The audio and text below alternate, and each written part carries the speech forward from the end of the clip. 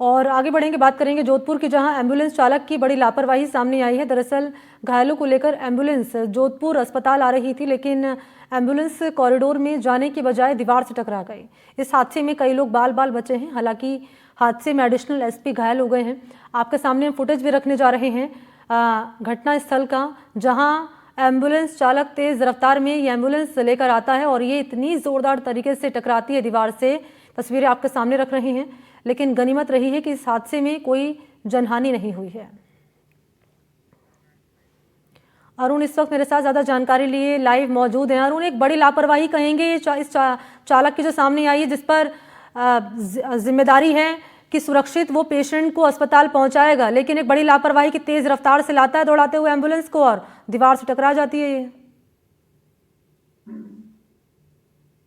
बिल्कुल मणि, इसमें कोई दो राय नहीं है। जिस तरह से एम्बुलेंस संचालक जो ड्राइवर है उसके ऊपर जो है ये जिम्मा था कि सुरक्षित है जो मरीजों को अस्पताल पहुंचाए। लेकिन साथ ही साथ मैं एक बात और बताना चाहूंगा, मथुरादास माथुर अस्पताल का जो रैंप बना वो 90 डिग्री पे है मोड़ जो, और यही कारण है कि यहाँ पर अक्सर उससे पूर्व में भी एक बार ऐसी दुर्घटना हो चुकी है। ये अलग बात है, ये कल जो ड्राइवर आया था बाड़मेर से, ये पहली बार जोधपुर आया था। हालांकि उसने एनडीटीवी से बातचीत करते हुए बताया कि वो 3 दिन से सोया नहीं, लगातार जो है जो एक्सीडेंट के घायलों को लेकर जाने का काम कर रहा है। तो कह सकते हैं, लेकिन ग्रीन कॉरिडोर होने की वजह से खुला रास्ता मिला था और उसने सोचा ये सामने वही जाके रोकनी गाड़ी, लेकिन जब तक उसको समझ में आता उससे पहले वो गाड़ी दीवार में जाकर टकरा जाती है। और आप देखिए किस तरह से जो है सीसीटीवी फुटेज में दिखाई दे रहा है कि पुलिस के अधिकारी खड़े हैं, एनडीटीवी का कैमरामैन भी वहां खड़ा है, और जिस तरह से ऊपर से कांच आकर गिरता है और साथ ही साथ जो अधिकारी फंस जाते हैं उसको निकालने की जद्दोजहद की जाती है। लेकिन कह सकते हैं बड़ी लापरवाही सामने आई है, उसके खिलाफ मुकदमा दर्ज कर लिया है। फिलहाल पुलिस उससे पूछताछ कर रही है। मणि, और इस पर क्या कहना है अस्पताल प्रशासन का कि चालक कह रहा है मैं 3 दिन से सोया नहीं हूं, इसके पीछे की वजह कि चालकों की कमी है, क्या वजह है इसके पीछे? देखिए अगर बात की जाए मणि, लगातार आप देखिए जो ठेके पे लगे हुए कर्मचारी, कई बार आप देखिए अगर बात कर ली जाए इसी अस्पताल की, तो यहाँ पर ठेके पे लगे हुए कर्मचारी इस बात को रोजाना कहते हैं, प्रशासन से हो चाहे कंपनी के ठेकेदारों से, लेकिन उनको भुगतान नहीं होता। यही कारण है, मजदूरी में लोग जो जुड़े हुए हैं वो मजदूरी में काम करते रहते हैं। और जिस तरह से ड्राइवर ने बताया कि 3 दिन से वो सोया नहीं था और लगातार काम पे लगा हुआ था, तो कह सकते हैं एक ही ड्राइवर से जो एक्स्ट्रा ड्यूटी करवाई जाती है उसी की परिणति है, ये मान सकते हैं। साथ ही साथ उसका पहली बार अनुभव था जोधपुर के मथुरादास माथुर अस्पताल में एम्बुलेंस डालने का, इसलिए उसे पता नहीं रहा कि ये गाड़ी आगे जाकर मोड़नी है। और यही कारण है कि जिस तरह से दीवार में घुसी थी, कह सकते हैं कि भयंकर एक्सीडेंट, और जिस तरह से स्पीड से आ रही है, आप देखिए सीसीटीवी फुटेज में आपको दिखेंगे पुलिस के अधिकारी खड़े हैं, अचानक स्पीड में गाड़ी आती है, ग्रीन कॉरिडोर होता है और सीधी आकर दीवार में टकराती है। इससे टकराने के दौरान ही जो है एडिशनल एसपी गोपाल सिंह लखावत घायल हो गए थे, उनके पैर में चोट आई है, साथ ही साथ पसलियों में लगी है, फिलहाल उपचार चल रहा है। लेकिन कह सकते हैं बड़ी लापरवाही एम्बुलेंस चालक की भी थी।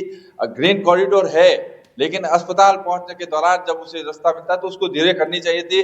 जो एमडीएम अस्पताल का चौकी प्रभारी चंचल शर्मा है, उसने इशारे भी दिए थे कि गाड़ी धीरे कीजिए, लेकिन वो समझ नहीं पाया और उसकी परिणति ये हुई कि वो जाकर दीवार में टकरा गई। मणि, इस एम्बुलेंस में कोई पेशेंट था अरुण, उसको कोई चोट तो नहीं आई है? एडिशनल एसपी भी क्योंकि चोटिल हुए हैं, उनकी क्या कंडीशन है? और अस्पताल प्रशासन का अब तक कोई रिएक्शन सामने आया है, क्या कह रहे हैं?